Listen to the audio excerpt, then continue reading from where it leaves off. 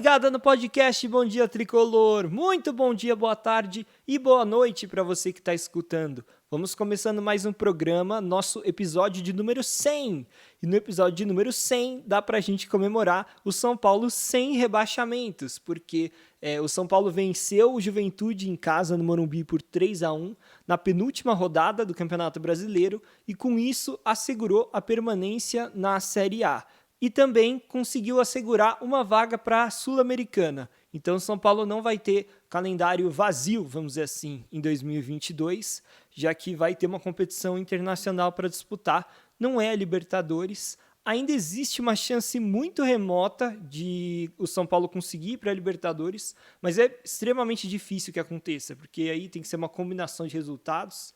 Mas fato é que o torcedor de São Paulo sai muito aliviado depois desse jogo, sabendo que o time não vai ser rebaixado, né? O time que nunca foi rebaixado, assim como o Santos, que também conseguiu garantir a permanência na Série A nessa rodada, e o outro que nunca foi rebaixado, o Flamengo, que está lá em cima, mas ficou sem taça, né? Sem Libertadores, sem Copa do Brasil e sem Campeonato Brasileiro, só títulos de menor expressão. Bom, vamos falar do São Paulo então.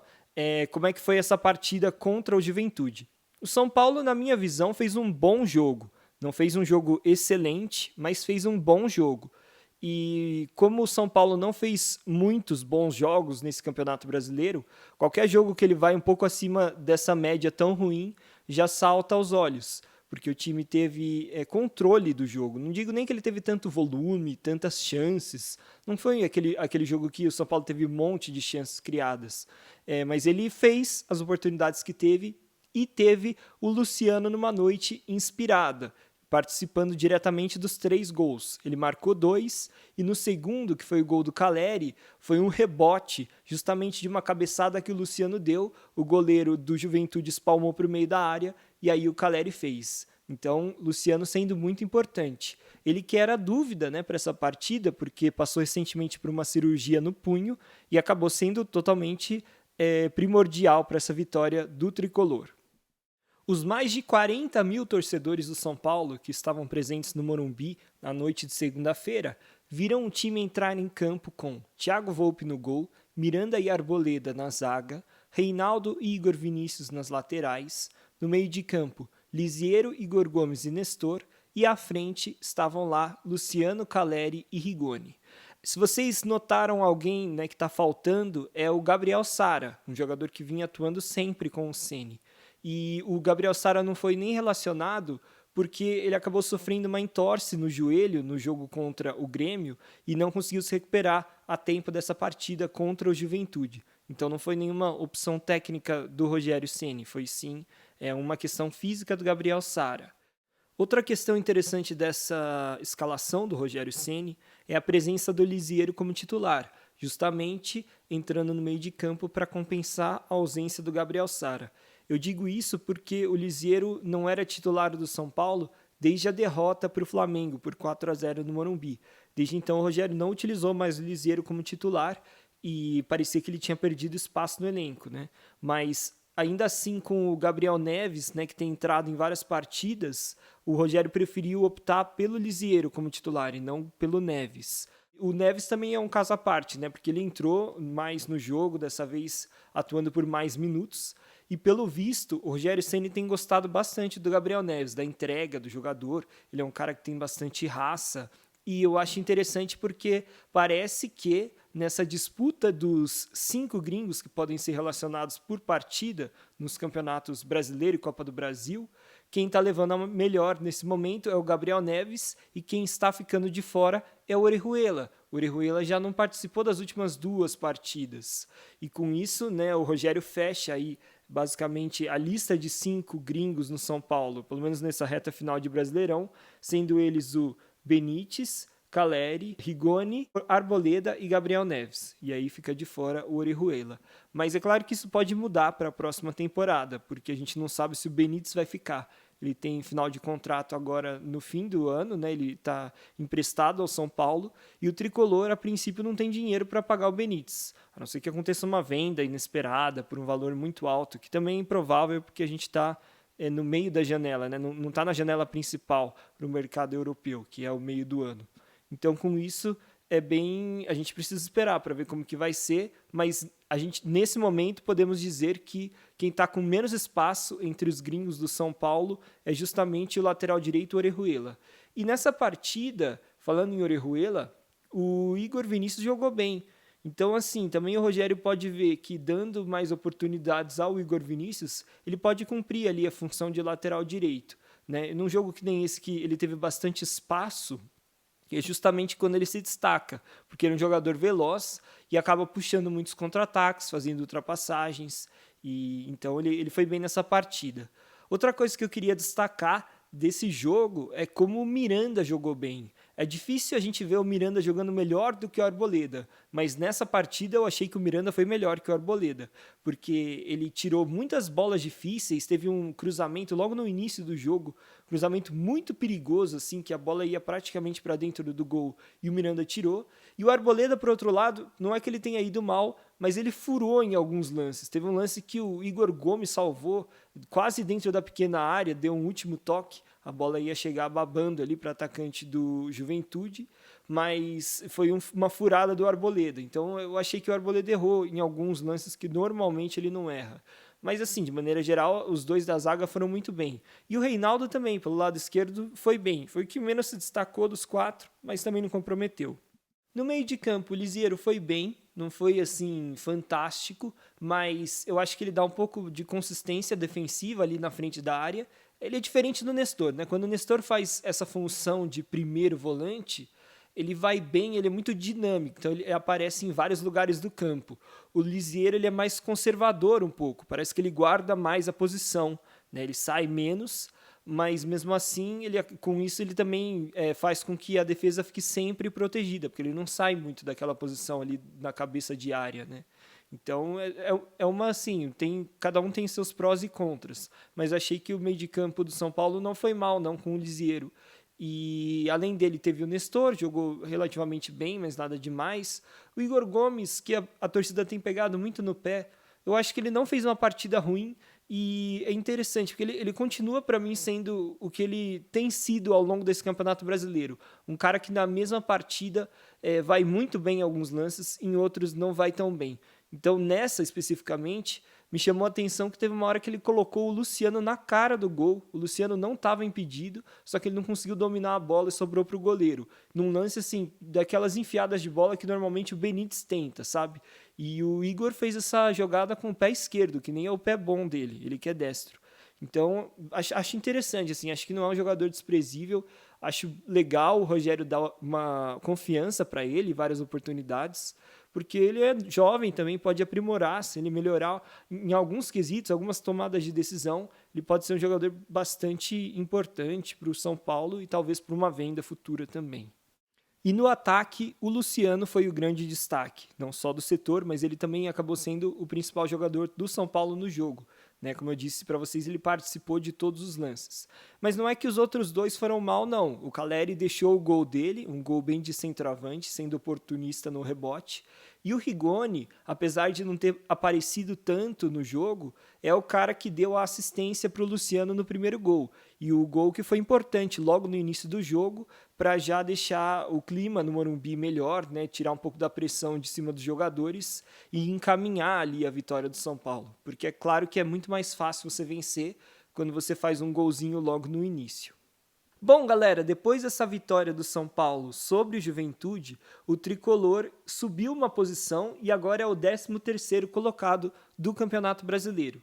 E o interessante da gente observar a tabela depois dessa partida é que nesse momento, finalmente, nós temos todos os clubes da Série A com o mesmo número de jogos. Então, São Paulo está em 13º e não tem ninguém na frente ou atrás dele com um jogo a mais ou a menos. Então, ele está em 13º mesmo, né? E, assim, a posição poderia ter sido melhor, porque logo depois da partida ele era 11º, mas ele acabou sendo ultrapassado de volta pelo Santos e pelo Atlético Goianiense, que venceram as suas partidas. Bom, fato é que com essa posição o São Paulo garante a vaga dele na Sul-Americana, porque assim, ele pode até perder na última rodada e cair 2 posições, mas ainda assim ele vai estar dentro da zona de Sul-Americana e fora da zona de rebaixamento, obviamente. Agora, pensando em Libertadores da América, a coisa está bem mais complexa para o São Paulo, para não dizer praticamente impossível, né, de tão improvável. Mas é o seguinte, para o São Paulo ir para a Libertadores, ele tem que vencer o América Mineiro e torcer para vários times que estão na frente dele tropeçarem na última rodada. Então ele está em 13º, ele tem que chegar até a 9ª colocação. Por que nono? Porque vai abrir mais uma vaga para a Libertadores, porque o Atlético Mineiro vai enfrentar o Atlético Paranaense e os dois já têm vagas na Libertadores garantida. O Atlético Mineiro porque vai ficar entre os 4 primeiros, né, já é o campeão, e o Atlético Paranaense porque venceu a Sul-Americana. E nesse momento, quem está em nono lugar é o Atlético Goianiense, com 50 pontos. Então, 3 a menos, ou melhor, 2 a menos que o São Paulo. Então, para o São Paulo passar todo esse pessoal que está ali logo à frente, inclusive o próprio Atlético Goianiense, ele teria que vencer, né, o jogo dele contra o América. Além disso, torcer para o Internacional pelo menos empatar com o Bragantino, esse jogo é em Bragança. No caso do Santos, também torcer para no máximo o Santos empatar com o Cuiabá na Vila Belmiro. Também tem o jogo do Ceará, que é contra o Palmeiras no Allianz Parque. Aí tem que torcer para o Palmeiras vencer. E aí Atlético Goianiense também, que joga contra o Flamengo dentro de casa, em Goiás. Então São Paulo tem que torcer para o Flamengo vencer. Então assim, é bem improvável, né? É uma combinação mesmo de resultados. Mas impossível não é. Até porque, assim, o São Paulo, se vencer o América Mineiro, que hoje o São Paulo está em 13º, o América em 8º, ele passa o oitavo, esse time, né, que está em 8º lugar, porque ele soma mais pontos. O América tem 50, o São Paulo 48, daí o São Paulo vai para 51. Então, assim, existe a possibilidade, é bem improvável, mas, assim, sendo bem sincero, eu nem sei se é tão necessário, assim, o São Paulo ir para a Libertadores no ano que vem. É claro que tem uma receita a mais, é uma competição que dá bastante visibilidade, é uma competição que o São Paulino ama e tal, mas, por outro lado, o São Paulo não está com um elenco tão forte assim para a gente pensar em título de Libertadores, né? Então, às vezes, vale mais a pena também o time se contentar com uma vaga na Sul-Americana e disputar a Sul-Americana para valer, para tentar vencer, do que, de fato, simplesmente ir para a Libertadores, mas, por exemplo, ser eliminado na pré-Libertadores, né? Que aí faz poucas partidas e acaba nem compensando. Então, eu acho que, assim, também não é o fim do mundo o São Paulo não participar de uma Libertadores. É claro que a gente quer ver o São Paulo competindo com os maiores times do Brasil pelas competições mais importantes, né, que os times brasileiros disputam. Mas, assim, talvez para isso seja necessário que o São Paulo passe alguns anos se reestruturando financeiramente, também melhorando a infraestrutura do clube, que a gente sabe que o CT do São Paulo está um pouco defasado, para daí sim o time mais pronto, daqui a alguns anos, conseguir bater de frente com Flamengo, Palmeiras, Atlético Mineiro, etc. Bom, galera, vamos passar agora para ver como é que foi a entrevista coletiva do técnico Rogério Ceni depois dessa partida. Rogério, o Luciano entrou em campo falando muito com os companheiros, cobrando, inclusive até tomou um cartão amarelo logo no início do jogo, com menos de 1 minuto. Você acha que esse espírito, né, essa questão dele falar bastante, pode ajudar num elenco que você mesmo disse que é um pouco mais calado? Boa noite, cada um tem a sua característica e eu compreendo. Primeiro, eu já quero desde já agradecer os profissionais que eu trabalhei aqui nesses dias, né? Porque não é fácil viver uma situação como essa. Eu acho que foi, né, nós já passamos, logicamente, eu por tantos anos no clube, em 2013, eu lembro que nós passamos uma situação de dificuldade quando o Muricy veio. Em 2017, depois que eu saí também, o Dorival veio, assumiu uma situação difícil, mas que saiu muito mais rápido do que essa, né? E mais esse ano, um ano de dificuldade, eu acho que serve como alerta. O Luciano, nós decidimos ontem só que ele ia participar, porque ele ficou 10 dias parado, né? Fez uma cirurgia, uma pequena no dedo. Teve a boa vontade de vir hoje participar do jogo, foi importante, não pelo gol, mas pela maneira como ele se comportou no jogo. Flutuou bastante, é um jogador que tem facilidade para fazer essa ligação entre meio campo e ataque. E enquanto ele tinha condições físicas, ajudou. Depois acabou substituído, mas ele foi importante no dia de hoje, sim. Rogério, Agora que o São Paulo garantiu a permanência na Série A, você se sente mais respaldado para continuar no cargo de técnico do São Paulo para 2022? Olha, eu sou muito agradecido por ter voltado ao São Paulo. Foi o único clube que eu aceitei a voltar, porque é parte da minha vida, é muito mais do que a ligação entre clube e torcida. Eu sou muito grato a todo torcedor são paulino, que sempre me recebeu super bem. Torcida nesses jogos aí que nós tivemos foi exemplar, né? 40 mil pessoas praticamente por jogo aqui no estádio. Só tenho agradecimentos a fazer. As pessoas que eu trabalhei aqui nesses 50 dias, sei lá quanto mais ou menos, eu não sei nem porque são tantas noites mal dormidas, né? Porque uma coisa é você cair, outra coisa é você ser rebaixado no time que você deixou a vida inteira trabalhando nele, né? 30 anos. Então, assim, é diferente quando você tem vínculo e quando você não tem vínculo. Eu só aceitei, eu sabia da situação difícil, não imaginava que era tão complicado, mas eu só aceitei vir porque era o São Paulo. Porque eu sentia-se como se fosse minha casa. E eu acho que dentro do... Eu sei que é muito ruim falar isso, não é o lugar onde o São Paulo deve pensar, deve estar, deve aceitar, deve ficar feliz, porque acho que ninguém tem... É um alívio apenas, né, o que acho que foi feito hoje, mas o São Paulo merece muito mais do que passar um ano como foi esse de 2021. Eu não tenho planos para 2022, não... nós temos mais 3 dias aqui ainda e 2022 fica para frente. Rogério, o que você achou do apoio da torcida durante a partida, mas também das vaias que ocorreram depois do jogo? Você acha que a torcida foi o fator principal para o São Paulo ter conseguido se manter na Série A? Eu acho que sim, a torcida foi o combustível desse time dentro do Morumbi. Nós conseguimos, deixa eu me lembrar aqui, mas eu acho que 12 jogos nós vencemos 5, né? 4 foram com eles aqui, 2 empates contra Atlético e Ceará. E teve a derrota contra o Flamengo, que a gente lamentou muito, porque nós jogamos 8 minutos só. Nem 8 minutos não jogamos, não tivemos jogo. Foi o maior público que o torcedor teve aqui. E mesmo apesar daquele vexame que nós passamos, o torcedor não desistiu do clube. O torcedor não desistiu do time, pela história, pela paixão. Então nós somos muito gratos aos torcedores, aos 40, 45, 43, 48 que vieram aqui nos apoiar todos os jogos, sem dúvida. Eles foram o combustível para que o ânimo desse time se mantivesse em alta, né? E o protesto que eles fizeram, eu acho que até foi muito inteligente da parte deles, porque eles cantaram o tempo todo. Eles deixaram para o último minuto para ter a perspectiva do que eles acham, do que deve acontecer. Então, eu acho que é o direito de expressão, a visão que eles têm, e eu acho que deve ser respeitada sempre a visão do torcedor. Mas de se ressaltar que em todos os jogos, ganhando ou perdendo, eu lembro até do jogo do Flamengo, sem a mínima condição de ganhar, e eles cantaram até o fim. Então, meu agradecimento sincero pelo carinho com que esse torcedor carregou um time que não entregou o que ele esperava durante o ano. Rogério, sob o seu comando, o São Paulo variou muito a performance de um jogo para outro. Você vai fazer algum tipo de trabalho emocional para que o time oscile menos em 2022? O São Paulo tem um profissional na área.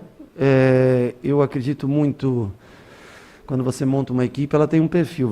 Dificilmente você muda o perfil de um atleta. Você não torna um jogador que ele é calado em líder da noite para o dia. Isso é muito difícil. Você treina um jogador, você treina fundamentos, você treina a parte tática, compreensão do jogo, né? Você melhora quesitos como a bola aérea, finalização, jogada de bola parada, parte física, né? Tudo isso você tem como melhorar. Mas o perfil de um atleta, já formado como homem, na maioria das vezes, é muito difícil de ser mudado. Então, eu acho que o problema não está em trazer um profissional para isso. Eu acho que é um grupo formado dessa maneira.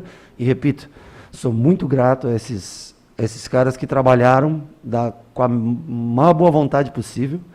Eu acho que dentro das possibilidades que o clube tinha, eles entregaram o que eles tinham de melhor para tirar o São Paulo dessa situação. Repito, é muito triste ter que estar falando. Normalmente a gente está brigando por títulos, ou brigava por um vice-campeonato, acabava ficando em segundo, na final, caía numa semifinal. E esse ano nós estamos numa situação diferente. Mas eles foram como pessoas, eu só tenho elogios a fazer a todos os que trabalharam comigo. Agradecer também a própria direção, todos deram, acho que, respaldo, força, foram dentro do que eles tinham como condição de momento. Eles ajudaram da maneira que podiam. Nós fizemos o máximo que era possível para fazer essas 5 vitórias em 12 jogos. Rogério, o Lisieiro perdeu espaço e pouco atuou depois da derrota contra o Flamengo. O que fez com que você o deixasse de fora e o que te motivou a colocá-lo como titular na noite de hoje? Bom, o Lisieiro, para mim, eu tenho total confiança nele. O Nestor entrou bem quando jogou e eu gostei do Nestor na função, então eu acabei optando pelo Nestor na maioria dos jogos, mas ele teve uma sequência boa comigo, o Lisieiro. Acho que eu não sei exatamente, mas uns 4 jogos, 5 jogos no começo ele fez comigo, consecutivos. E hoje, com a ausência do Sara, pela lesão, pela torção no joelho que ele teve no jogo contra o Grêmio, e não conseguiu se recuperar, eu precisava de um outro volante e optei por ele para começar o jogo. Mas é um jogador tecnicamente capacitado, não é um marcador, não é um jogador mas é um jogador que constrói bem, bom passe, ajudou dentro do que era possível, não só hoje, mas também eu acho que naquele clássico contra o Corinthians, no jogo contra o Ceará, que eu lembro que são jogos que ele jogou e foi muito bem em campo. Rogério, você conta com o Pablo para a próxima temporada? Bom, como eu falei para você, eu não tenho para falar sobre a próxima temporada, essa não acabou. Eu quero trabalhar até quinta-feira para encerrar essa temporada. Rogério, você tem tido um discurso muito realista sobre o São Paulo. O torcedor não pode sonhar com nada para a próxima temporada? Não, o torcedor pode sonhar com tudo. O torcedor vive de sonhos. A gente, na verdade, vive de sonhos, né? Para mim, você vê, poder voltar ao São Paulo num momento de dificuldade e poder retribuir de alguma maneira, né, o que eu vivi durante 25 anos. Claro que nem todos eles com finais felizes, mas alguns deles com títulos importantes, com conquistas importantes. Eu sei que talvez não achem muito o que foi feito, mas eu sei como a equipe se encontrava quando nós chegamos aqui e tenho consciência de que era talvez obrigação, né, como todos dizem, não deixar essa equipe cair, mas conseguir vencer 5 jogos de 12, onde a equipe havia jogado 25 e vencido 6, foi importante para, acho que ajudar, colaborar de alguma maneira com o clube. Eu sou realmente grato por ter tido esse convite novamente do São Paulo e poder voltar ao lugar que eu considero minha casa e poder, de alguma maneira, eu acho, retribuir, ajudando a equipe junto com os atletas e junto com todos aqui, ajudando a não passar uma vergonha que seria gigantesca pela primeira vez na história, não estar disputando a Série A. Rogério, com toda a história que você tem dentro do São Paulo, qual o seu sentimento do time ter brigado para não cair a 2 rodadas do fim do Brasileirão? Eu fico triste, para ser sincero, como eu já explanei para vocês. Não é como eu vejo a história do clube, não é como eu vejo a vida que eu passei aqui, que muitos caras que eu vi, que eu convivi, né, de grandes ídolos que levaram o São Paulo a grandes conquistas. É um momento de baixa, é um momento que é preciso as pessoas terem cabeça tranquila e planejarem para o clube um ano melhor de 2022. Claro que esbarra em todas as dificuldades financeiras, como nós falamos, mas tem outros clubes também que têm essas mesmas dificuldades e conseguiram fazer grandes contratações e conseguiram levar seus times a lugares que eram inesperados em meio ao campeonato. Então, eu acho que ainda tem muito São Paulino que quer ver o bem desse clube, tem muito São Paulino que tem condições de ajudar de alguma maneira o clube, e é o que eu torço. A minha parte, eu acho que eu tentei fazer, correndo um risco. Eu sabia o tamanho do risco que eu corria quando eu vim para cá. Eu já tinha tido outros convites antes de vir para cá, e eu só aceitei porque era o São Paulo, porque eu não tinha como recusar. Só, única e exclusivamente por isso. E por isso que eu sofri tanto nesses últimos dias, praticamente noites e noites sem dormir, porque não é um rebaixamento. Quando você não tem vínculos é mais fácil. Mas quando você tem uma história de 26 anos ligada ao clube, Quando você vê gente, né, que trabalhou com você a vida inteira ali sofrendo, caras que estão há 30, 40 anos no clube e que amam, gostam do São Paulo, ver o São Paulo nessa situação é muito triste. Acho que tristeza seria a palavra única que resumiria esse momento. Rogério, hoje o time do São Paulo teve uma atuação muito valente, apesar de não ter sido brilhante. O que falta para que isso se torne uma constante dentro do time? Difícil te responder, mas eu concordo com você. Eu acho que não foi uma partida brilhante. Eu, ao menos, não é o tipo de futebol que eu gosto, tá? Eu gosto... A maneira de montar um time para mim é diferente. Eu gosto muito mais de jogar com ela no chão. Nós fizemos muito chutão, quebramos bolas à frente durante o primeiro tempo todo. Acho que nesse quesito há muitas coisas que poderiam ser melhoradas, mas quem sabe 2022 seja um ano melhor. Eu não sei te responder exatamente por que ser um time tão inconstante. Eu não consegui encontrar essa resposta nesses 50 dias que a gente está aqui. Rogério, você permanece no São Paulo para 2022 ou os problemas relatados em outras entrevistas pode fazê-lo mudar de ideia? Não, eu repito, eu vou viver 2021 que nós temos ainda uma possibilidade, mesmo que remota, né?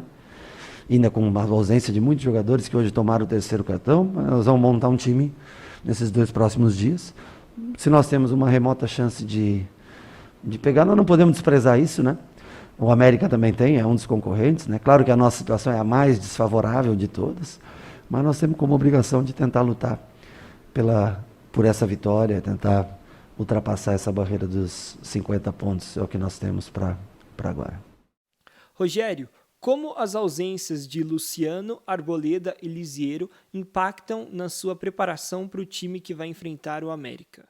Não, nós temos jogadores, Arboleda, logicamente, que é um jogo aéreo fantástico e dedicado quando está em campo, tem os trejeitos dele, mas é um cara bacana de se conviver no dia a dia e ajuda muito a gente dentro do campo. Nós temos o Bruno, temos o Diego, que pode jogar, o Léo, que pode até, né, fazer essa função com o Miranda vindo pela direita. Não sei nem o Miranda como é que se encontra, que ele também vem numa sequência grande de jogos, né? E a recuperação é muito pequena, né?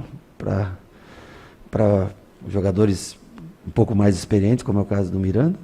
Lisiero, nós temos também peças. O Sara não deve estar pronto para esse jogo, mas nós temos o Neves, que pode jogar nessa função. E o outro, quem que é, que eu esqueci agora? Luciano. E o Luciano.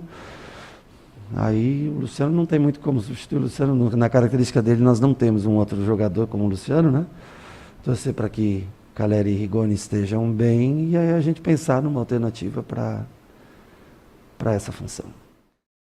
Rogério, hoje o trio de ataque do São Paulo, que é considerado ideal pelos torcedores, foi muito bem. E outros setores do time também foram, como o meio de campo e a defesa.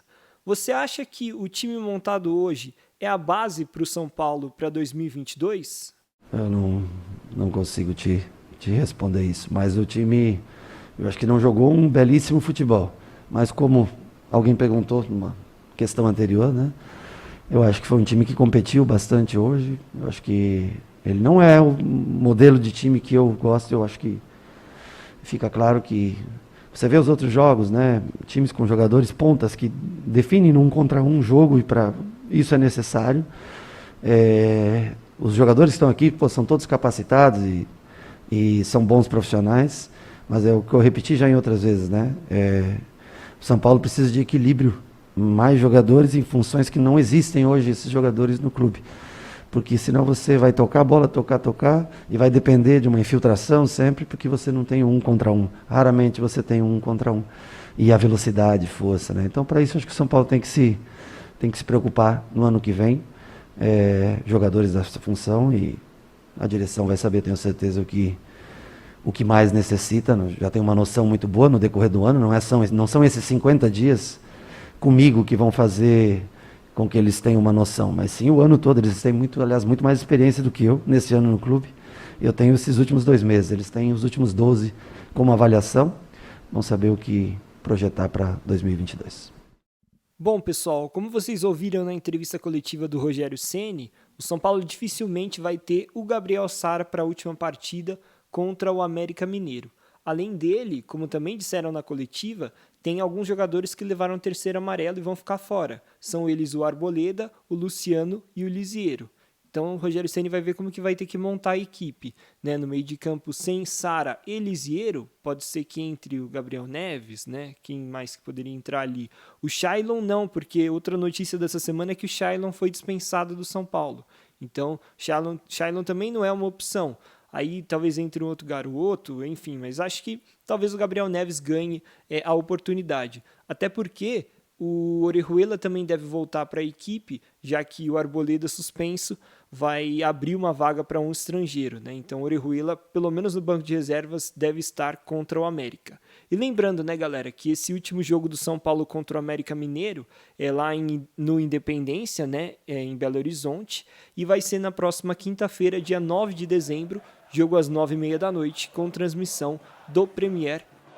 Bom, galera, eram essas todas as informações que eu queria passar para vocês no episódio de hoje. Muito obrigado por escutarem. Não se esqueçam de se inscrever no podcast Bom Dia Tricolor, no seu agregador de podcast e também no YouTube, né, no canal do Bom Dia Tricolor no YouTube. E também não se esqueça de seguir o nosso Instagram, @BomDiaTricolor. Muito obrigado por escutarem e até a próxima.